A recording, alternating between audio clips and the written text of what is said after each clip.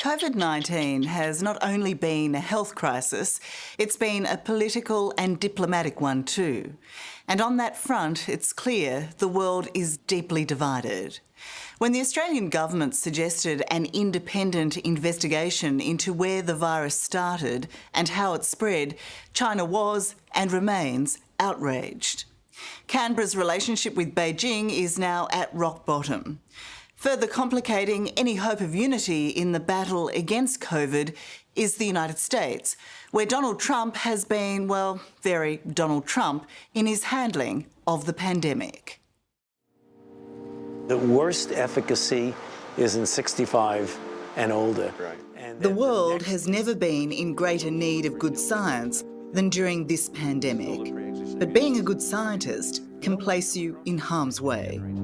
Not just from the virus. Second term kicks off with firing Ray, firing Fauci. But also the toxic, confounding and dangerous politics surrounding it. I'd put the heads on pikes, right? I'd put them at the two corners of the White House as a warning.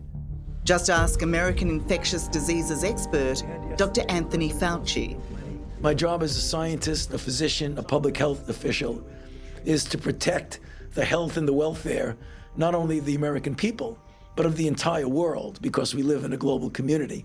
All that other stuff, quite frankly, is noise that I don't pay attention to. The pushback against you, though, has been quite personal, hasn't it? I mean, how extreme has it gone? Yeah, well, I've had people during charge times disagree with me, and we've tried to settle it out. But now to get death threats, to get my family harassed, my wife and my 3 children, I mean, that to me is absolutely preposterous. And there are some people that actually stoke that, encourage that. As the crisis deepened in America, it became obvious that science and politics do not mix in the age of coronavirus. When you do testing to that extent, you're going to find more people, you're going to find more cases. So I said to my people, slow the testing down, please. None of us have ever been told to slow down on testing. That just is a fact. In fact, we will be doing more testing. In August this year, I interviewed Dr. Fauci. It's hard to recall another scientist placed under this much public pressure. But the good doctor was also a good diplomat. Dr. Fauci's made some mistakes. He wants to play all sides of the equation. We've listened to Dr. Fauci. I haven't always agreed with him, and that's, I think, pretty standard. That's okay. How would you say you're getting on with Donald Trump these days? Not bad at all. I mean, sometimes I don't see him for a while, and sometimes I see him, a couple of times a week. But our personal relationship is good. I know you can see in the papers there's this tension, but in reality, when you get in the same room and discuss things, that our relationship is fine. It's a good relationship. When you see that the president has retweeted Fire Fauci, that he contradicts what you say about loosening up the economy, he sends out material of your supposed mistakes, media is briefed on that in an attempt to undermine you, that does not look like a good relationship. Well, I would say it's complicated. How about that for a euphemism? The President-elect of the United States of America, Joe Biden. No doubt, Dr. Fauci's relationship with his country's next president, Joe Biden, will be more conventional and constructive. COVID comes from China. Kung flu. It's not racist at all, no. But whether America's and indeed Australia's relationship with China can be fixed is much more problematic. Such has been the political fallout of the coronavirus. In regards to the big questions from what you've seen so far out of China, did they lie? Yes. Did they cover up? Yes. In April, I spoke to former British diplomat to China, Matthew Henderson. Matthew co-authored a report for a legal class action against the Chinese Communist Party for the massive economic damage caused by COVID-19. It becomes clear that the way in which the Chinese side has managed this issue is negligent, culpable, and deliberately, willfully damaging, not only to the world at large, but to the Chinese people also. For Matthew, the most appalling part of the cover-up was quashing early concerns about a new frightening virus raised by Chinese doctors and scientists in Wuhan. to make certain that people who really knew what that bug looked like, where it came from, why it was so infectious, why it bonded with people's lungs in a way that makes it uniquely lethal, that information was the first thing they suppressed that would have been really, really useful to the world to protect ourselves from what we now know is what it is, a lethal pandemic. 6 months on, Matthew accepts that the legal action has little chance of success because the true damage bill is impossible to quantify. But he feels the world may have learnt something far more valuable in the long run.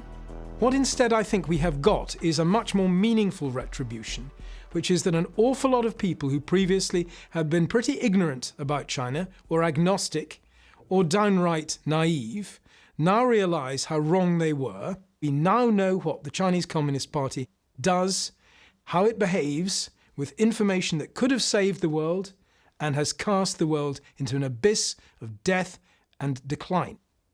And it did so knowingly. So the virus has exposed China for what it really is, in your opinion? It's shown us what the China virus is, which is the disease of the Chinese Communist Party, which has metastasized throughout its miserable country and spread further afield as well.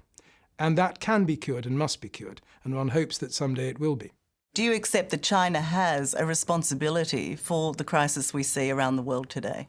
I think China was the first victim of this outbreak. It's like a meteor hitting some place on the earth. You can't blame the victim. The victim actually has been, suffering those heavy losses. Earlier this year, leading Chinese academic Professor Chen Hong labelled Scott Morrison's call for an international inquiry into the origins and spread of COVID-19 as an act of open hostility towards China. Relations have never been worse. Well, why is it that China finds it hostile, finds it so offensive for an independent international inquiry into the origins and the spread of COVID-19? Actually, this kind of investigation actually proposed by the Australian side is not an investigation. It's called an independent inquiry, talking about the lack of transparency. That is actually the problem, because actually there's no such thing as lack of transparency in China, in the Chinese side. People who have worked with the WHO say that China lacked transparency. People within China accuse the administration of a lack of transparency. It's not just Australia. Australia is being, acting as a kind of divisive, role, trying to, point fingers, even stab at the back of China. This is actually not fair. All these months later, in terms of what we do know in regards to the responsibility or the blame game, if you like, what do we know about where this started? Who is culpable? There is absolutely no doubt about responsibility, none whatsoever. This has already been ratified very clearly by the US government in the Foreign Affairs Committee of the House of Congress report in September. It's been expressed very clearly by the Australian government. It's been articulated extremely effectively, I should say, by your High Commissioner in London, Mr. George Brandis, when he said that China has now started weaponising COVID as a means of undermining Western democracy and claiming that its success against the virus in some sort of way proves its superiority. So all I can say is, don't believe a word they tell us, except that what they do tell us is not going to be remotely anywhere near the truth. Hello, I'm Tara Brown. Thanks for watching. To keep up with the latest from 60 Minutes Australia, make sure you subscribe to our channel.